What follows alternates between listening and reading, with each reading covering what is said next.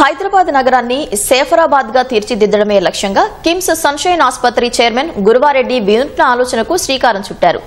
రసూల్పుర కూడలి వద్ద యమధర్మరాజు వేషధారణలో ఉన్న వ్యక్తి చేత ట్రాఫిక్ నియమ నిబంధనలపై వాహనదారులకు కీలక సూచనలు చేశారు. ట్రాఫిక్ రూల్స్ ను పాటించకుండా చాలా మంది రోడ్ ప్రమాదాలకు గురై ప్రాణాలు కోల్పోతున్నారు.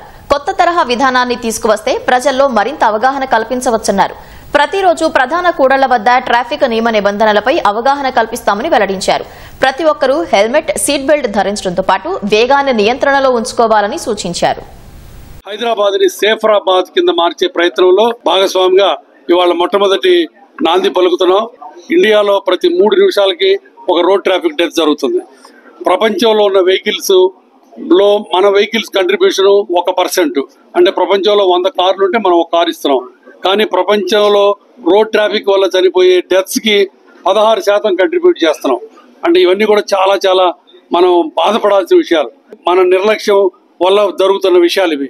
కాబట్టి ఆ నిర్లక్ష్యాన్ని పోగొట్టి మనందరం కూడా ఒక మంచి బిహేవియర్ తోటి రోడ్ ట్రాఫిక్ రూల్స్ పాటిస్తే ఈ డెత్స్ తగ్గుతాయి, మనం ఆనందంగా ఉండే అవకాశం ఉంటుంది. దానికోసం మేము ఎన్నో క్యాంపెయిన్స్ మొదలెడుతున్నాము. ఇది మొదటి క్యాంపెయిన్.